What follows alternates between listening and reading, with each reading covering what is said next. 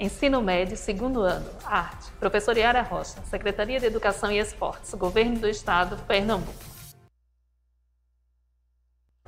Olá, boa tarde.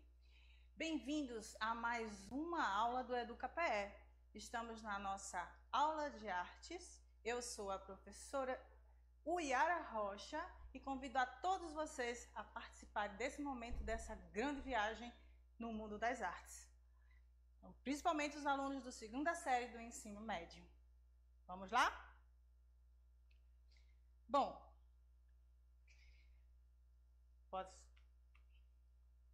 hoje vamos falar sobre a fotografia, certo? Fotografia é algo bem antigo, tá? Aconteceu nos meados do século XIX e a origem etimológica da palavra, o significado dela, da fotografia, vem do grego. Foto, luz. Grafem, traduzindo grafia, escrever, gravar. Significa o quê? Gravar com luz. Só haverá fotografia se houver luz.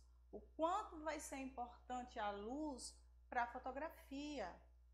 Então, neste momento, a gente também vai conhecer quando foi que tudo começou. Então, 350 anos antes de Cristo, com os químicos alquimistas, olha quanto tempo lá atrás. Eles já pensaram na fotografia 350 anos antes de Cristo nascer. No século XIV, experiência de projetar uma imagem durável numa superfície realizada pelo químico britânico Thomas Wedgwood, tá?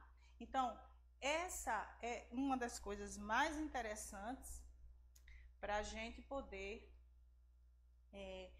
saber como surgiu essa fotografia. E agora a gente vai viajar um pouquinho nas máquinas fotográficas, nos filmes que aconteceram. Vamos lá, vamos ver o que acontece. Foto em preto e branco de partes de edifícios. Essa aí, ó, foi a primeira fotografia tirada por uma pessoa. Foi em 1826. Então, ela foi feita pelo francês Joseph Niepce. Ele estudava as propriedades do cloreto de prata sobre o papel desde 1817. O cloreto de prata sobre o papel é que vai justamente funcionar para a revelação da imagem, né? Para a fixação, a fixação da imagem no papel. E apresento a vocês agora o que seria a primeira máquina fotográfica da humanidade, certo? Que foi criada por Louis Jacques Mandé Daguerre. Desculpem minha pronúncia, mas ele era francês, né? Então, vou só repetindo. Louis Jacques Mandé Daguerre desenvolveu este sistema. Alguns anos depois, criou o aparelho que leva seu nome, o daguerreótipo, que era capaz de gravar imagens permanentes. O daguerreótipo era uma caixa enorme, como vocês estão vendo, que captava a imagem através da lente e gravava sobre o vídeo. O único problema do daguerreótipo era seu peso. Ele era muito pesado, o que dificultou a popularização desse aparelho.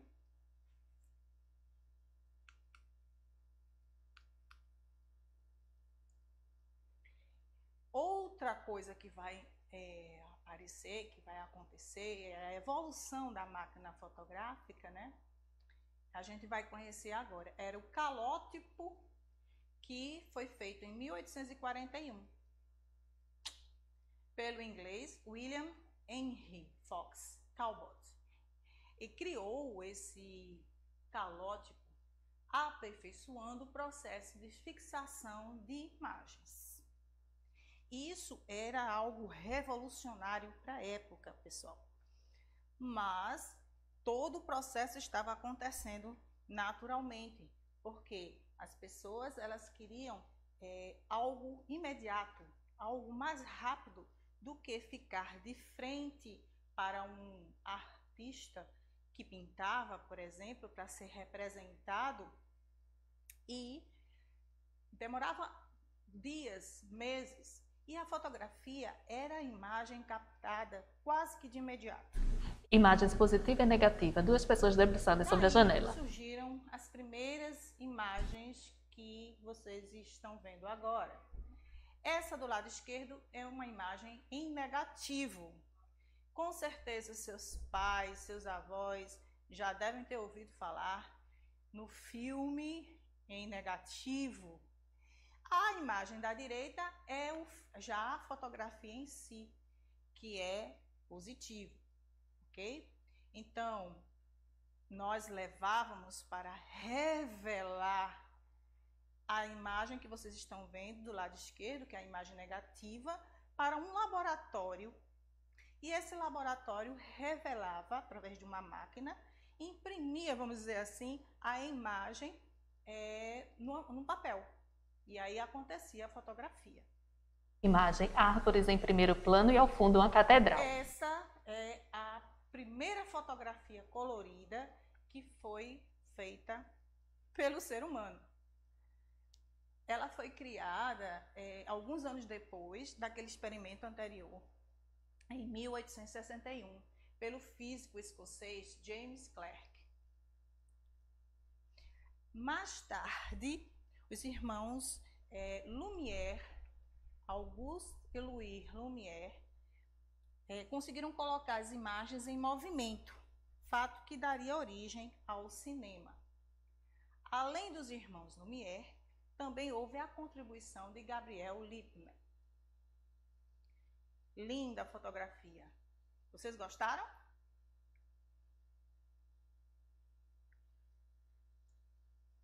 Então, a fotografia, esse experimento tão lindo, tão magnífico que era a fotografia, ela estava começando a se popularizar.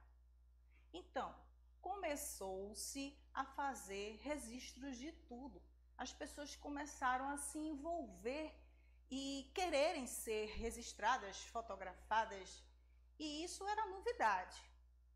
E aí surgiram as primeiras máquinas fotográficas. Vamos ver? Olha aí, as máquinas Kodak e Polaroid. E aí começaram a registrar casamentos, aniversários, solenidades públicas, todos queriam ser visualizados através da imagem da fotografia. Esse aí, essa caixa enorme que vocês estão vendo aí, ela é o modelo portátil, vejam lá, da Browning Kodak, que permitiu a difusão da fotografia. Durante o século XIX, a fotografia começa a fazer parte do dia a dia dessas pessoas, como a gente já havia falado. E para que tudo ficasse perfeito, os fotografados deveriam permanecer imóveis, intactos, a fim de que a imagem fosse captada e impressa no papel com perfeição. Se houvesse uma mexidinha, ia sair tudo esfumaçado, tudo manchado. Então, teria que estar todo mundo quietinho para ser fotografado. Aí, agora, eu queria mostrar a vocês um trabalho artístico que eu fiz. Tá? Então, esse trabalho artístico, né, ele chama-se Caixa de Fotografias. Vocês estão percebendo que dentro dele tem uma máquina fotográfica? Essa é uma Pentax, uma máquina uma máquina fotográfica muito antiga, tá? Essas máquinas fotográficas, elas precisavam de utilizar esses tipos de filmes que vocês estão vendo aqui, ó. Opa, desculpa aqui. Ao contrário, aqui, tá? Estes tipos de filmes que eram em rolos. Deixa eu abrir aqui para vocês perceberem. Quem nunca viu, certo? Então, aqui, ó, a gente tem justamente esses filmes. Dentro deles tinha uma película de acetato. Essa película era onde ficava gravadas as imagens, que a gente levava essas imagens, esses rolinhos, para o local onde iria se revelar, os laboratórios de revelação. E aí a gente ficava esperando alguns minutos para que fosse revelado. Aí, minha gente, tínhamos que, assim, pedir a Deus, né, que a foto não tivesse saído tremida ou qualquer outra coisa. Hoje, com as nossas máquinas fotográficas, com os nossos celulares, a gente dá para ver se a foto ficou boa ou não. Mas naquela época era ruim, viu? Tirou a foto, não tinha como voltar, porque os instantes eram perdidos, tá? E aí, eu vou retirar a máquina só para que vocês possam... Acho que não tá difícil, gente, retirar. Mas essa daqui da frente, ó, dá para retirar. Que era outro modelo. Esse, a Pentax, que está aqui, ó, era um modelo profissional. Essa que tá aqui era um modelo profissional. Mas essa que está aqui nas minhas mãos, ela já é um modelo mais, vamos dizer, comum, um modelo mais doméstico que todas as pessoas poderiam ter. E aí, a gente abria essa parte aqui, colocava aqueles rolinhos que eu mostrei para vocês aqui dentro, esticava o filme, fechava e aí era só partir para o abraço. Essa evolução, né, vai acontecendo e até chegar às nossas câmeras mais modernas, as chamadas digitais, como essa daqui. Agora se ajeita que eu vou tirar uma foto de vocês agora, vai! Gostaram? Espero que vocês tenham se organizado aí para tirar foto, porque eu tirei, viu? Aqui, ó, essa daqui é uma máquina mais profissional dos dias atuais. Fora os nossos celulares, que cada vez mais a tecnologia vai melhorando, melhorando. E aí sempre tem uma novidade. A gente corre para a loja quando tem uma máquina que tem um recurso maior, não é verdade? Essa é a nossa realidade, certo? Continuando o nosso passeio. Câmeras fotográficas Polaroid. A gente tem aí a Polaroid, que é uma máquina um pouquinho antes da que eu mostrei para vocês agora, tá? Ela foi de 1963, do lado direito, e a do lado esquerdo a gente tem 1947. A 1947 ela é um pouco maior do que a outra Polaroid, que era mais doméstica. Essa máquina Polaroid saía um filme instantâneo, era uma máquina instantânea. E aí, eu queria mostrar para vocês justamente a foto que saía dessa máquina Polaroid instantânea, tá? Na hora, era incrível quando a gente visualizava aquele papelzinho saindo da máquina, era uma alegria. Por quê? Porque a foto saía na hora, enquanto que se fosse naqueles rolinhos ia demorar, ó, um tempão pra gente ver logo, né? Veja que coisa antiga, né? Hoje em dia a gente tem as selfies, tem os celulares que a gente vê tudo na hora, ok? Vamos continuar o nosso passeio. Bom, há muito tempo atrás, o grande mestre Leonardo da Vinci, no Renascimento, já tinha uma noção de ponto de vista a fim de captar o olhar do observador para a tela com o uso da perspectiva, dando assim uma ideia de profundidade. Como assim, professora? Lembram que o assunto da aula da gente é a profundidade das imagens no bidimensional? E aí a gente tem o que a gente chama de ponto de fuga. Essas linhas que acabaram de aparecer aí, vêm de trás da cabeça do Cristo, que vai justamente, vir para as laterais, para as paredes, para o teto. Isso dá ideia de profundidade. Então, a a última ceia, desculpa-me, de Leonardo da Vinci.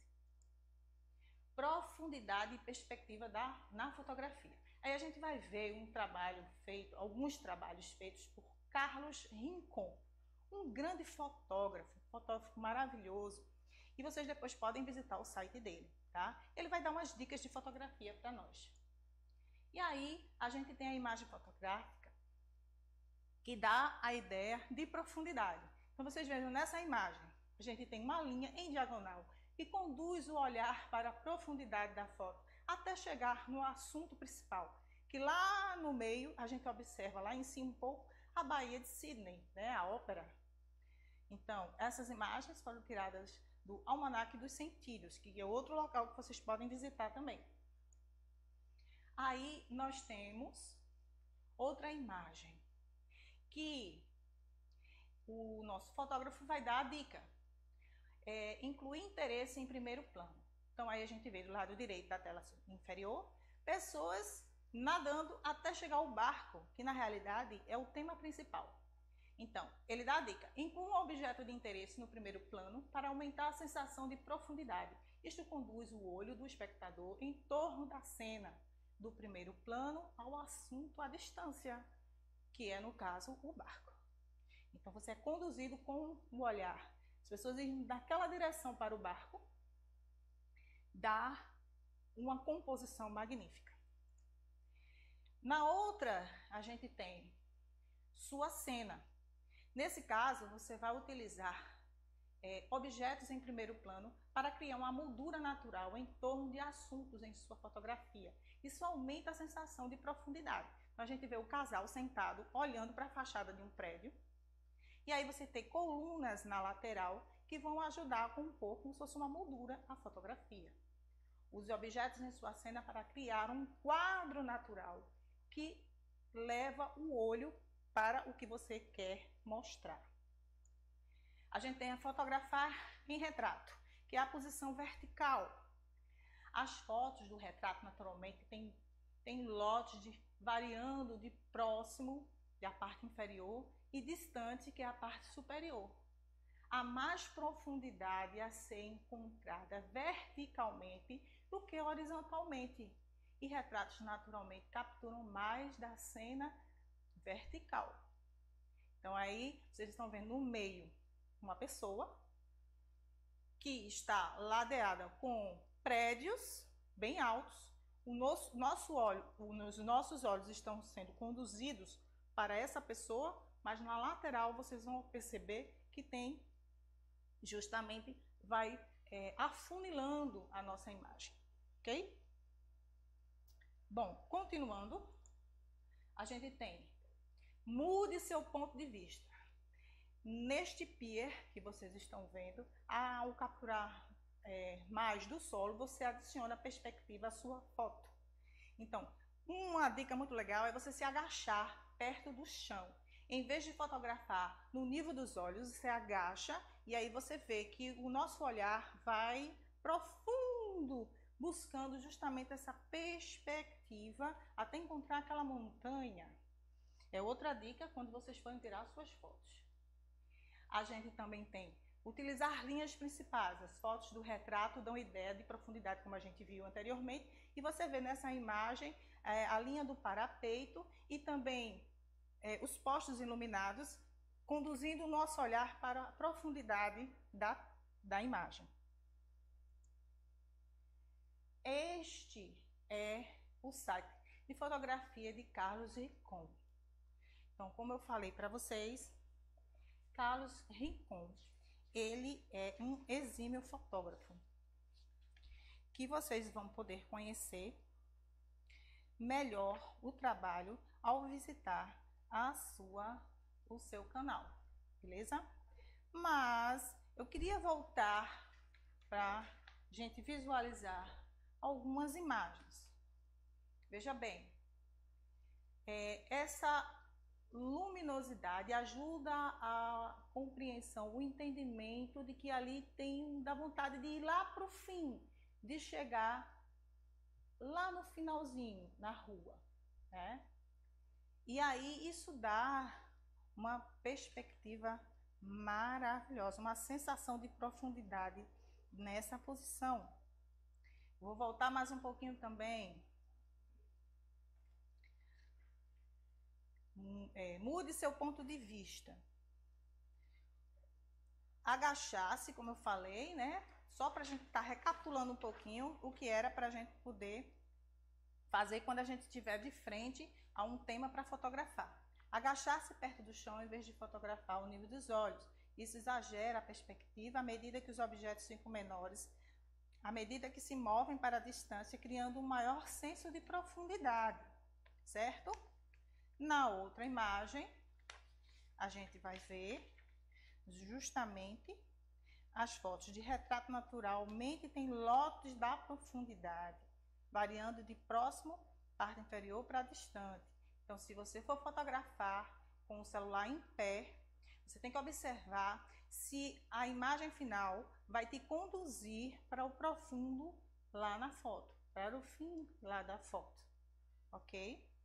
Recapitulando aqui, a gente precisa colocar no centro o que a gente quer, o assunto principal, e emoldurar.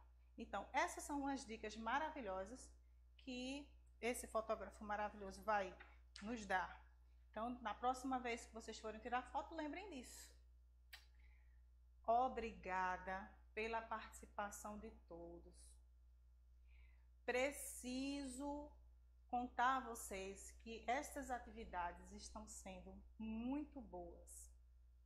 Muito boas. Espero que vocês possam aproveitar cada minuto desses momentos que nós estamos aqui, porque são momentos ímpar, né? Claro que vai ser vocês podem visualizar essas aulas depois, mas aproveitar, visualizem. Se vocês não puderem visualizar agora nesse momento, mas em outro momento vocês vão poder visualizar, certo?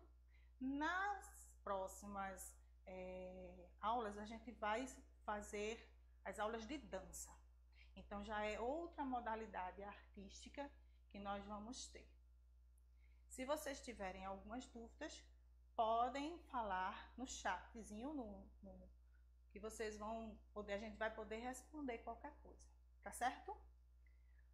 Muito obrigada pela participação de todos. Mais uma vez, desejo muitas felicidades e tchau, pessoal!